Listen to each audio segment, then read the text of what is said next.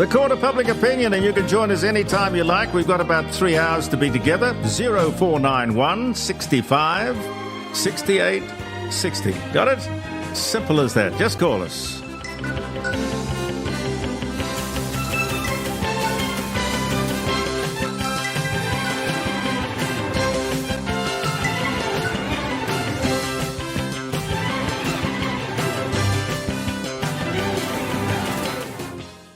Oh, dear. There's a phone call. That was a phone call. Oh, sorry.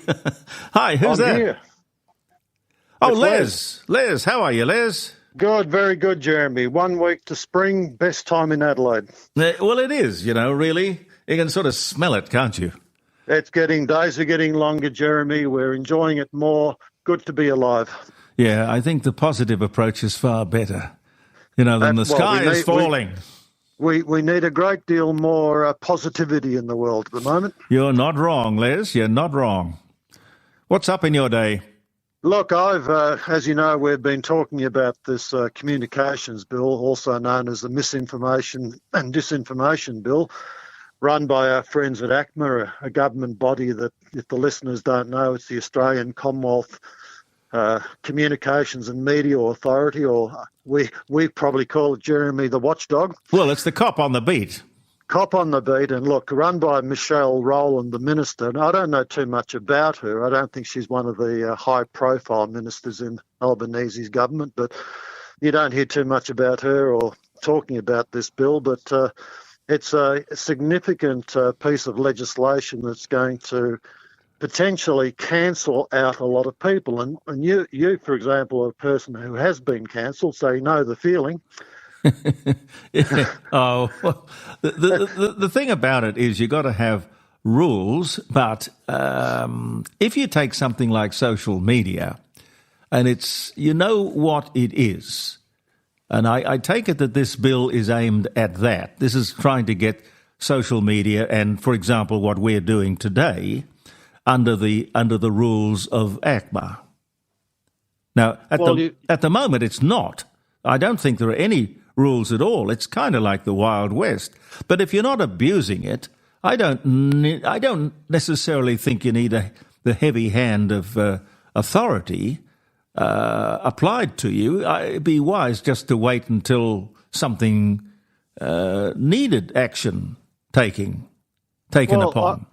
Jeremy, if I can give you an example, and this just happens to be, a very much in tune at the moment example. Alan Jones put up in his what are they called? His TV program, ADHTV. Oh yeah. And he's a man who's been cancelled, a prominent broadcaster, good man, good, virtuous, conservative values, trying to do the right thing by the community. And he put up his session on Wednesday night. It went to YouTube. Yeah. And it's up on YouTube. And this is actually a real life example. Now, he spoke about the dangerous totalitarian bill, which is this communications bill.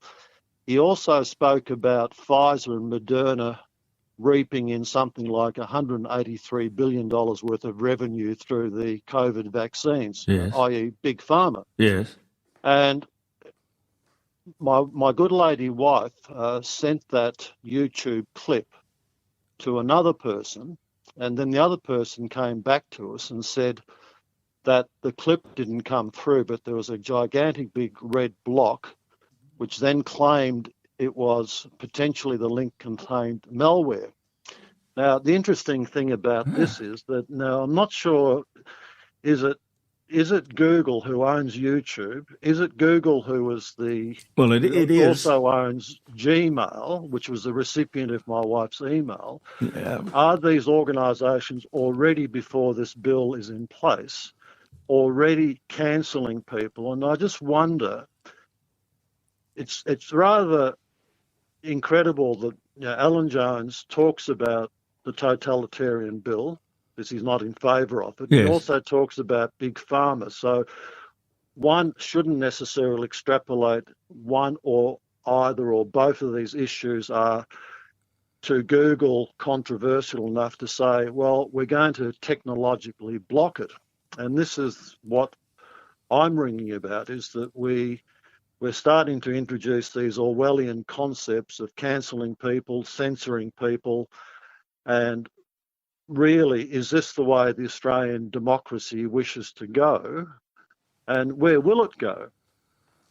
And I think I went to a session run by David Fawcett last Friday, Jeremy, and he spoke about this bill in quite a great deal of detail. And he said, well, ACMA, whilst it is the body that will control this, but it won't be ACMA, because ACMA will introduce such huge fine on digital platforms that the digital platforms will be fearful of being fined and held to account. So they will then do the monitoring and also the censorship at their level.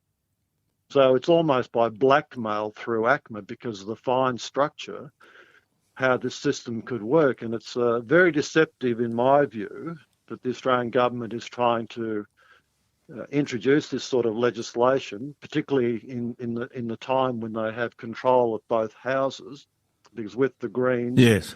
they'll get this. And David Fawcett made the comment, it's quite likely this will go through in its entirety. And then you say to yourself, well, like The Voice, what are the repercussions? How do we cope with it in the end when it's in actual operation? This is the danger. Les, what are the problems? What is the thing they're trying to fix? Well, I think they're trying to fix that there isn't misinformation or disinformation easily promulgated. But the reality is that it's like any type of movement that the public makes. You can go into a library and say to yourself, I make my own selection from the content that's in the library. I go into a newsagent, I make my own selection from what's available. Sure. And then we hope, I know the previous caller was talking about NAPLAN results, and you and I from the year where reading, writing and arithmetic were keystones to our education, and we understood the basics, and the basics give us the opportunity to have logic, thought process, how we can discern the information we receive. I mean, let's face it, we're all human beings interconnecting with each other, whether it's a digital platform or it's face-to-face communication. And when you meet someone potentially for the first time, you analyse what they're saying, and you work out for yourself with your own knowledge if they're telling you the truth, if they're telling you nonsense. And I think the public needs to have this opportunity to have freedom of choice. And this is basically, I think, a freedom of choice, i.e. democracy, that we look at content. And I did put up a post on the Jeremy Cordeaux Facebook page, and that's Sharry Markson talking about what used to be some years ago classified as misinformation, disinformation, and also conspiracy theory, i.e. the origins of the COVID virus. Yes. Now, Sharry, who's a very good investigative journalist, yes, she did a lot of work, interviewed a lot of people, went to China, did all the background stuff, and she deduced quite legitimately that the virus originated from the Wuhan lab. Now, I've spoken to people like Professor Nikolai Petrovsky, and this is a guy who, right from the start, said that the virus came out of Wuhan. And he reversed engineered the virus through a supercomputer in the United States. And he came up to the conclusion that it wasn't occurring in nature, it was man-made or man-altered. And he then deduced it came out of Wuhan for all the research that he did. And of course, he was pilloried for saying that. And now recent documents released in the United States are actually somewhat confirming that this conspiracy, misinformation, disinformation wasn't that at all. And then I go back to say to myself, well, if ACMA's the cop on the beat and policing all this, well, who's to say that the government, which is the often the biggest source of misinformation, disinformation, isn't trying to use the Orwellian techniques of controlling us and controlling us via these ACMA type legislations. And is it really going to be good for us, or are we going to be continually deceived? I mean, again, another example of that is for years upon years, and I wish it was true what they were saying, that electricity would be cheaper. Oh, yes. Now, it's never cheaper. It's only gone one way, and that's north, not south. Yeah. And Mr. Albanese, who told us, prior to the election that we're all going to get $275 back. Well, another piece of misinformation or disinformation, and of course, the legislation that they want to introduce doesn't involve the government. Now, how can that be so? I mean, aren't we all needing to be under the one umbrella? Yes. And to be all faithful to the cause and tell the truth? And where's the honesty from the government if they're not going to allow themselves to be part of the deal? Yeah, pretty simple. Question I have. Yeah, no, pretty simple. And what do the libs? What do the libs say about this piece of legislation? Well, they don't want it, Jeremy, but they haven't got the numbers. It boils back to the chamber. It's like last Friday we were talking about Mitcham Council and what happens when the activists in the chamber outnumber the people who aren't activists. Yeah. Well, what's going to happen? This is the perennial problem that one could almost say democracy is broken if you don't have sort of an equality when these decisions are made. But the people vote, and I guess I have to make the comment that items and subjects like The Voice or this misinformation, disinformation bill, my wife and I, we specifically go out searching for information because we're interested to know. Yeah. And I know, again, there was the conversation about the Australian public or public in general being apathetic. Well, I think we need to tease the public into being not so apathetic and actually start to question these things. And the more we question, and it goes back to NAPLAN, I mean, aren't educators and universities meant to create an environment where people are curious, are questioning, Absolutely. are, turning the soil over so that we understand what's going on? But if you start to mollycoddle people to the extent we know the government, for example, wishes to practically take children out of the womb and put them into education centres so they can be... As the twig is bent, so shall grow the tree. Yes. So we're really thinking, well, again, where is all this going? And people like yourself or people like Alan Jones or Professor Plimer or Nikolai Petrovsky, we're all trying to say the right things and spur people into don't accept the general narrative. And this is the problem. The government wishes to put out a narrative. Yes. And then if you become all too accepting, you can see that your freedom of choice I think we're all getting pushed into the narrow neck of the funnel, Jeremy. Yeah, no, I totally agree with you. When you talk about a misinformation and a disinformation bill, who is the arbiter of what is mis and what is dis? Well, it's again what I said to you earlier, that whilst formally the legislation would say ACMA is the arbitrator, but because of the way the bill is put together, the pressure is then put on the people who run the digital platforms, and this, whether it be the YouTubes or the Metas of this world, they will be fearful that because the corporate fines are so large and the litigation issue will be so large that they will just say, okay, anything that to them looks like it could be controversial, they'll just cancel or deplatform. Now, I know one of the people on your Facebook page actually put up a post saying he's been cancelled a couple of times. So, look, this is already alive and well and happening now, even before this bill is introduced. Yeah. Well, we've got to find some way of fighting against it. A bit hard if we haven't got the numbers. It looks like a lay-down misere. Well, the other problem I see, Jeremy, is that from an individual point of view, or even a company point of view, who has material on a platform, a digital platform, if they cancel you, your right of appeal to make it right or to get yourself back on is almost, as David Fawcett said, almost impossible. So it's hard enough for an individual, but a corporation has even got more money and more resources. Yep. He said even they would have difficulty to fight it all. And so... Well, that's not what freedom of speech is about. We should be encouraging people, and that's people on air and people ringing in, people to have a say and express themselves. And, people don't have to tiptoe around the place, being careful as to toes that they tread on, do they? Well, they shouldn't have to. I refuse to. Liz, let me ask you about you. What's your background? Look, I spent, sales and marketing as a generic... I wish you were in Canberra running the joint. Oh, look, you have said this to me before. Well, I mean it. I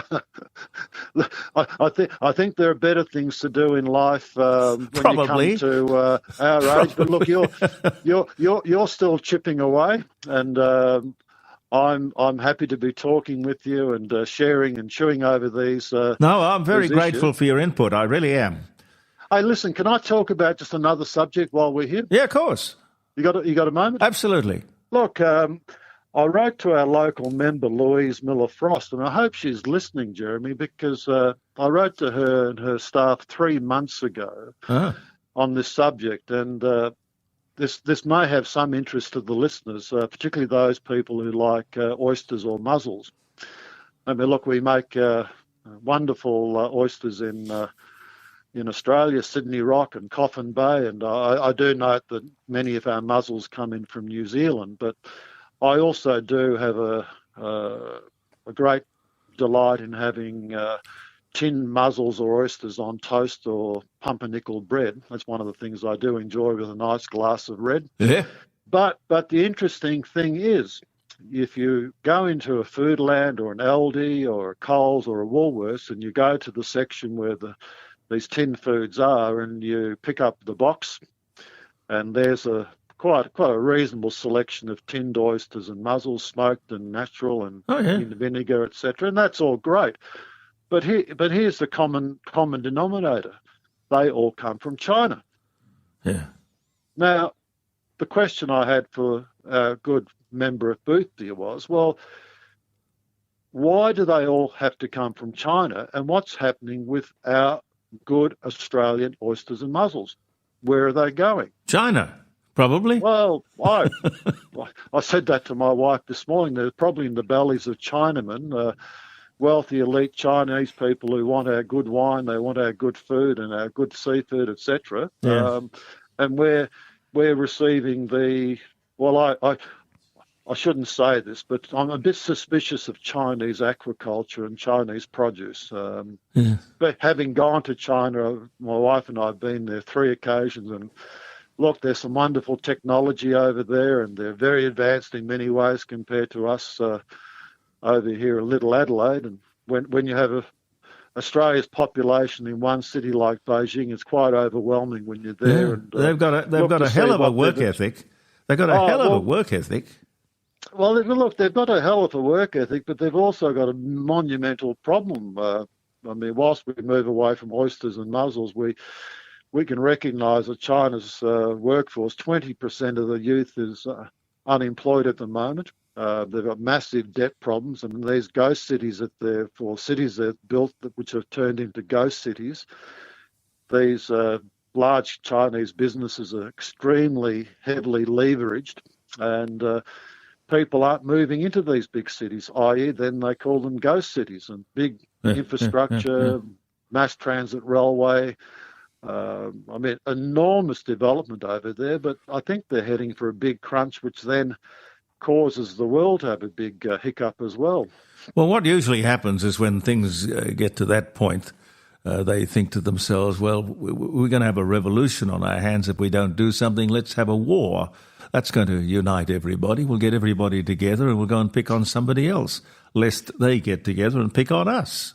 Well, look, hopefully with their internal problems, they lay off Taiwan. And Taiwan is a delightful country and very technologically advanced, and most of the computer chips of the world come from Absolutely. Taiwan. So if they get bogged down in a conflict, then that's going to really cause a major problem for the world. But you asked me what my life was. I spent most of my working life in the Australian wine and spirit industry, Jeremy. I was worked for a company called G. Grant and Sons, which many people wouldn't know that name, but they'd be familiar with the company Orlando Wines, and they'd be familiar with Coolabah Cask, they'd be familiar with Carrington Champagne, Jacobs Creek, which became one of the biggest selling red wine products in the world. Absolutely. So I was very lucky to work in that organisation for a good number of years, and did some national work for them, and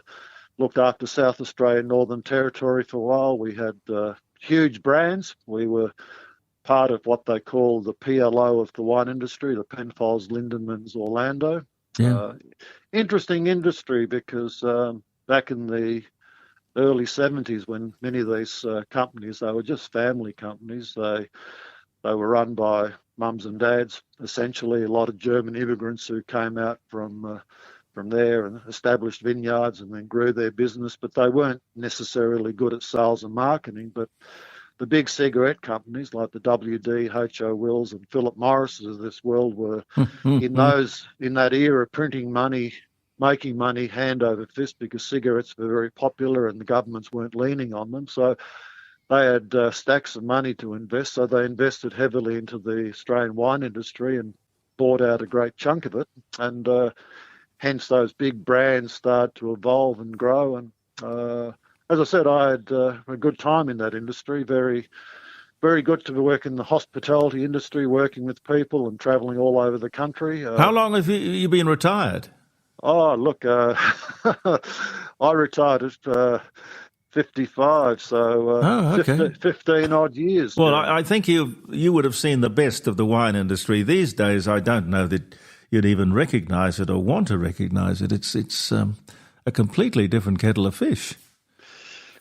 Well, in my time, we went from practically direct deliveries from our warehouse to individual retailers and hoteliers, bottle shops, to central warehousing, and as did the food industry, central warehousing, and then wholesalers who were in numbers, then less numbers as they were, one took over the other, and not too much different to the Coles and Woolworths, who are now running gambling and liquor, food in this country, monopolies, if you like. Again, this is another question of the Australian consumer watchdog, how monopolies are allowed. Some monopolies are allowed to evolve and develop, and other monopolies are stopped. I guess we can talk about, you were talking earlier in the day about Alan Joyce at Qantas, and the best thing for the Australian consumer would be to allow Qatar to have more flights in this country, we have access to cheaper airfares and services. But probably Mr. Joyce, in connection with the Australian government, said, no, leave us alone. So don't bring any more competition in, which could improve our business as well. I mean, to make, here's another one which I think is absurd. We have Qantas employees who are lining up now to have a share inducement that Mr. Joyce has promised them from all this $1 billion worth of profit. And the poor shareholder, my wife gives me the strap for this because she's got Qantas shares. I sold mine, saw the writing on the wall, and she says, why didn't you get rid of mine as well? She hasn't seen a dividend from Qantas for I don't know how many years. So the poor starving shareholder who stumps up the company with their hard-earned isn't making a zack out of Qantas. If Mr. Joyce thinks that's fair and wants to paint 3 of his aircraft with the Yes slogan and all the other things that he's done, as far as I'm concerned, the little leprechaun can go back from where he came from. Yeah. I shouldn't say that, but No, that's the way I feel. you feel free to say it. Listen, my friends, thank you, and do call us again. Will do, Jeremy. Look, you have a wonderful day. I will. You look after yourself, Les.